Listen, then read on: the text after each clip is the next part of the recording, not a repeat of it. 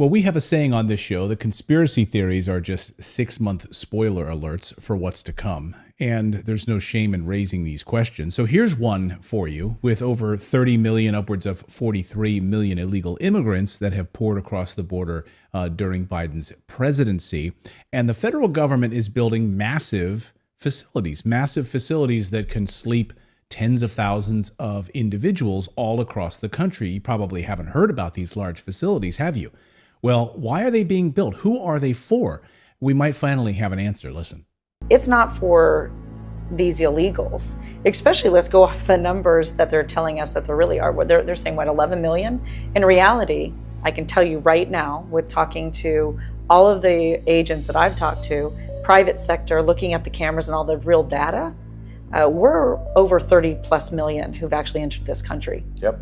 And so even with that, even though that's enough to replace about 36 states population, why would they need to continue to do that if they're trying to absorb these guys, make them productive members of our society, get them into housing, because we know that there are already housing projects being coordinated with builders, again, with our money. I believe it's to kind of like what Nazis did with the Jews, concentration camps, processing facilities. They're going to need somewhere to process the dissidents. Mm-hmm. So it's not for illegal immigrants. Who is it for? Dissidents? We're going to unpack this with former 24-year veteran of the Customs and Border Protection, J.J. Carroll, who did this interview as part of his new documentary, Treason, scouring the country right now. And you just keep bringing unbelievable revelation after unbelievable revelation as part of this story. And I think, again, most Americans have no idea what is going on, and it's being absolutely kept from the American people right now. And JJ joins us once again here on the show. Great to see you. Welcome back. Thank you for having me, Clayton. And thank you for talking about this documentary, because as I travel the nation, I have I believe I'm an expert on this topic. However, when you talk to people, and I have interviewed multiple people from all different levels of ability to get intelligence gathering data, it's fascinating to me and shocking at the same time when I speak to people that are very compartmentalized, meaning they focus on child sex trafficking. They talk about the gang members. They talk about facilities, and you get deep in that rabbit hole. Really, it's a rabbit hole. You're like, I didn't know it was this deep. I didn't know it was this broad. I didn't know it was this malicious. And you played this clip from someone I interviewed this past weekend. Her name is Christy Hutcherson, and she runs an organization called Women Fighting for America. But her background was federal contracting, and more specifically, abroad, but specifically, she worked on forward operation bases, FOBs, in military war zones, where she would put up these giant soft-sided facilities, water, food, et cetera, et cetera. So we're talking tens of millions, if not billions of dollars, right, that have transferred from her company, which she no longer is a part of, but she has access to all the bid contracts. So I'm interviewing her, and like I said, I have a very good understanding of what the hell's going on in America under this immigration invasion. But when I speak to people that are very dialed in on very specific areas, I'm shocked. And she tells me, and I didn't know this because I don't have access to it. She has access to the federal database where you can go on a website and there are endless bids for contracts from whatever. But she's focusing in on, she says to me, there's bids for detention facilities being built in all 50 states in America. And I said, okay, hold on a second. Say that again. She says, okay, I can go into a database because my company used to bid on all this. And I bid overseas, international contracts. Very, very intelligent woman, very, very connected. And she says, I go in the database, JJ, and there's detention facility bids to build individual detention facilities in every state in the union.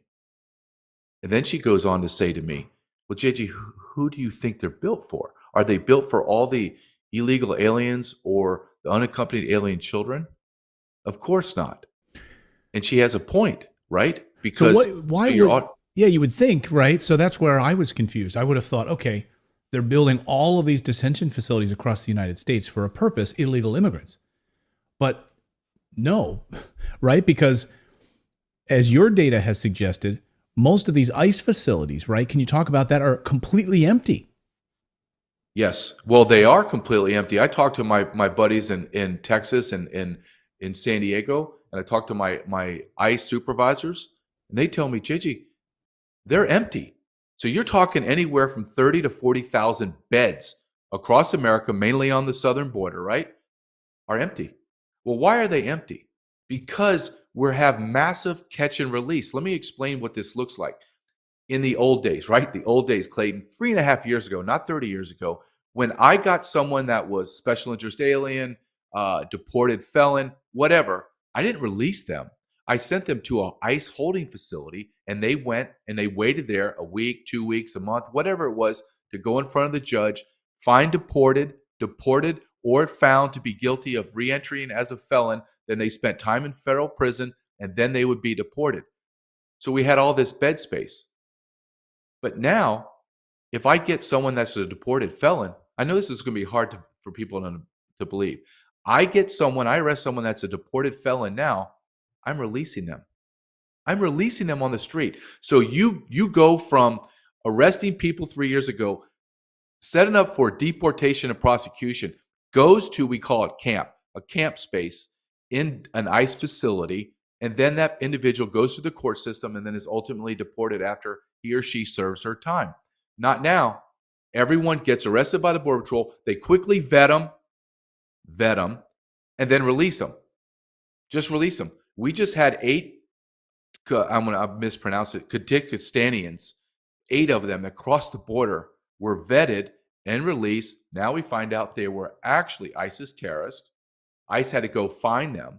All 8 of them, I believe, entered together, but all 8 of them didn't stay together. They went to Los Angeles, Philadelphia, and New York. So what Miss Hutcherson is saying is, in coordination with what I know, is you have 40,000 beds. Why would you need more? Mayorkas continues to go in front of Congress and demanding, I need more money for ICE beds. And they say to him, sir, you have no one in them. I'll give you an example. San Diego sector has like a 2,000 bed, soft-sided, hard-sided facility. The last I checked was 6 people in there. People 6. better wake up. People better wake up. I mean, So, he's okay, before Clay- Congress. He's sitting before Congress demanding more money from Congress to build more beds. And they've been built, and they're all empty. They're all empty. Yes. I mean, Because we don't hold people anymore. It's a good thing your documentary is called Treason, because this is treason. I mean, this is exactly what this is. What money does he need? And then what are these detention facilities being built for, as she was talking about, in all 50 states? I mean, we're talking millions of beds across the United States. For whom? Yeah, well, and she says in this interview, they're for dissidents, American dissidents. And she's right, because I know how that sounds, Clayton. I know when I say this out loud, like you and I talked about this before, I have an inner voice, and I'm like, oh God, I got to say this out loud. But it's true. So if I'm telling you that our federal government is building detention facilities across America, and therefore people that dissent, meaning people that don't want vaccines, people that are J6ers, people that are creating militias, and you go, oh, JJ, you're insane. And I push back to you. Let's go back 20 years to present day. Are you telling me this is more insane right now, what I'm talking about, than if I told you prior to 9/11, someone's going to fly planes into a building, they're going to fall down, no one's going to believe it, then we're going to use weapons of mass destruction, we're going to go into the Middle East, we're going to be in a war for over 20 years, we're going to spend $4 trillion, thousands of men and women are going to die, American soldiers, tens of thousands are going to be brutalized in their brain and physically destroyed with limbs and burns. The government's going to create a bioweapon. Our government, with China, is going to release it onto America and the world. Then they're going to lie to us and not tell us where it went. Then they're going to make us wear masks, stand 6 feet apart. They make this out of whole cloth. Then they're going to admit to it. and then they're going to force us all to get vaccines, and millions of people are dying or being injured by that vaccine. Then I'm going to use another one. I'm going to go in front of Congress. I'm going to tell you that the border secure as video of millions of people are coming across. I just laid out 3 insane scenarios, and you're telling me that this is more crazy than those 3 that I told you? I mean, JJ, you're No. nowhere near as crazy as I am. I could give you a list of 20 right now that we cover on our show. Yes. You want to go back to the Oklahoma City bombing? I mean, I could go on and on and on for the level of lies that our government has told us and put forth a narrative, a public narrative, and behind the scenes they're crafting something incredibly nefarious right now. I mean, it doesn't sound crazy to me at all. And I think you have large militias that are coming together across the United States right now who are preparing. I mean, we've been covering this on the show. I mean, we're talking 80, 100,000 Americans who are preparing right now for what's coming. So they're building these large facilities. Can you speak to some of the specifics of these facilities and who's facilitating this? Is this Department of Homeland Security? Is it Department of Defense? Is it NGOs with the help of with Mayorkas at the Department of Homeland Security? How is this coming together? What do these facilities look like? I think they're going to look like just the facilities that we're seeing where the children are being held in, those FEMA camps. That's what they're building. They're building FEMA camps. The way she explained it to me was like the way she set up her company would set up forward operation bases in military zones where they would go in, barbed wire fences, soft-sided, those big white tents that come across. We see the videos. We see it in Hollywood movies where you can put 5, 10, 15,000 people in and just jam them into quarters. And I should point out, to your point, she's not making this up. This was her job, and she's seeing the bids coming through in the contracts. So this is not fantasy. No, this might happen. This is happening. Now we come to the crossroads. Do you believe that your federal government has your best interest? It's simple as that. Do you believe our government is malicious and nefarious? Look what they're doing to January 6ers. Look at that. But think of on a massive scale. We don't have to go back far in history. They interned Japanese Americans in camps. So you're telling me this government, the government that's been lying to you for decades, is now all going to be kumbaya and they found God and they're going to do righteous things? Are you kidding me? Are you kidding me? They locked you in your houses for months on some BS COVID stuff, right? COVID was real, but they locked you in your houses. What happens when we rise up and go, I'm not staying in my houses? Oh, you're not? National Guard, martial law, round them up.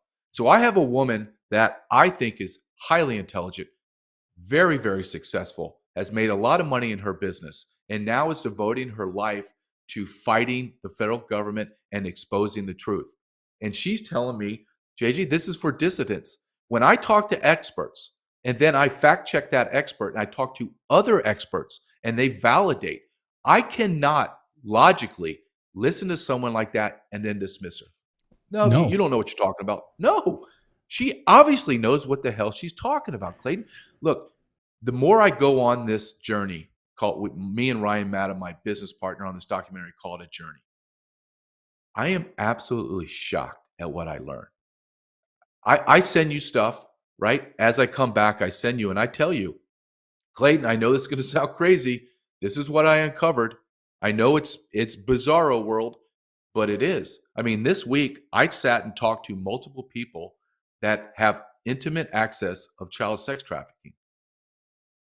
So grotesque that I go home after these trips and I literally have to figure a way to decompress my brain from what I'm hearing. What's amazing to me is you've been on the front lines for 24 years on the border. The stuff that you've seen is horrific, and the fact that you need to come home and decompress from what you're now hearing is incredibly disturbing. Look, Clayton, I come home. Literally, this is how it goes. I spend 3 or 4 days filming, interviewing, going to areas, talking to whistleblowers, and when I'm flying home, I'm exhausted, but I'm so amped up because I'm trying to process what I learned and then trying to sift through and intellectually go through what I've been told and say, okay, is this true? Okay, how do I fact check this? And then dear God, it is true. Okay, how am I going to articulate this to America? And then in my brain, I know that this is just a personal talking point, but I personally think, God, I have to go down this road again, right? I have to go on national TV or huge podcasts like yourself and say the crazy out loud, right? I have to say like I wrote it in my book, Invaded. I had to write crazy stuff, knowing that it was factually true and the data said this will happen down the line. And everything I wrote, everything I've been saying is factually true. I mean, Clayton, go back to, I think I've been talking to you for several months now. Go back to the things that you and I talked about 6 months ago. Everything that I've said has happened. Right. Outrageous stuff. Right. It's happened. The revelations have happened. Is there a race war in Chicago? Get ready. Yes. Now everybody acknowledges it. Everyone doesn't want to talk about sex trafficking. Now that you and I have talked about it, I see it everywhere. And it's not algorithms on my phone. I'm talking willy-nilly people that I would never expect to talk about are talking about it. Finally. Everything that I am saying to you has come factually true. So if I've told you 10 things that have come true or actually data proven truth, why would this be a lie? Right. Honestly, why would I come to your show and lie? And we can see them. Here's the thing. We can see the tangible evidence of this. We can see the contracts. Yes. We can see them being built in all 50 states across the United States. And we're going to see what happens here. I think, we can go into speculative territory here, but we are entering a very dangerous election. And what is going to happen with this election in 2024? We've had Colonel McGregor on the show who believes we are heading, not even having an election. So what are these camps going to be for? If they're not for illegal immigrants, what are they being used for? And she says dissidents.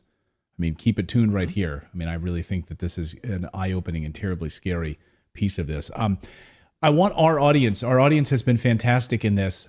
You guys can pre-order JJ's documentary right now. Pre-order it. Support this. This is independent journalism of the best kind. All you need to do is go to thisistreason.com. We are not affiliated with it at all. I just believe in it wholeheartedly and I want to promote it. So you guys can pre-order the documentary right now to help support this journalism. Go to thisistreason.com, pre-order it, and it'll be out. Your goal is like sometime in the fall, right? Like September or October when it'll publish. Yep. So we'll make sure First week in September. Oh, great. So when that publishes, we'll make sure JJ is here, and we will promote the heck out of it. Hopefully this is one of the most eye-opening documentaries you will ever see. But please, guys, go pre-order this right now. JJ's doing incredible work along with Ryan as they uncover these stories, and we're able to bring them to you here and elevate them as much as we can. JJ has got to get on a flight right now. He's going to cover more of this right now, so we don't want to hold him up anymore. JJ, thank you so much for joining us. I appreciate it. This is an unbelievable story. Thank you very much, Clayton, as always.